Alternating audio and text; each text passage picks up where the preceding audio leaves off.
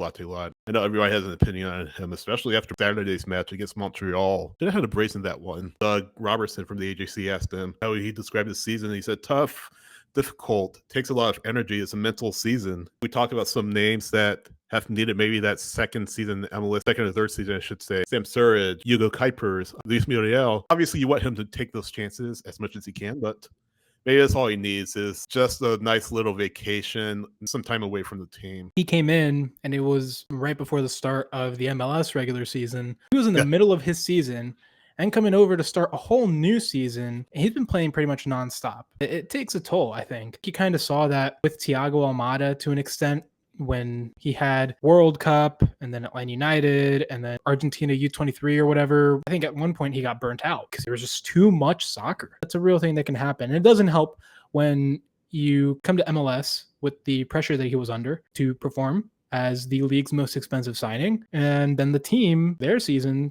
just tanks. And I think from there, it all kind of compounds. I think at this point, he probably just needs some time away from all of this craziness and folks criticizing him on social media. I think Latte Lath is one of those guys who you kind of saw it with Giakoumakis as well. Though Giakoumakis, I think, came in with his consistency scoring goals, but he couldn't stay healthy. But Latte Lath doesn't have the benefit of, and it's funny to say this now, at least a more well-rounded team that Giakoumakis had and a Thiago Almada that Giakoumakis had. This team as a whole has not been great this year.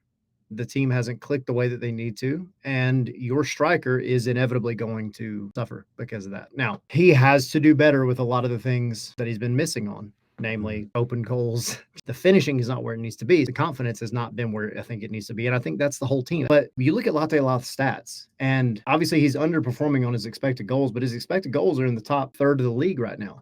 Expected goals on target, almost third of the league. He's in the top third in shots, midway-ish, a little higher than midway on shots on target, near the top chances created. And then what's interesting is his possession numbers. He's at the top in just about every good possession number that you could think of. I say all that to say, if you look at the way this team is trying to build, you bring in Alzate, you shore up your defense, we hope. You connect that midfield with the front and the back, and you allow Latte Lath, Miggy, and Moranchuk a little bit more freedom. I think some of these numbers start trending back the direction they need to.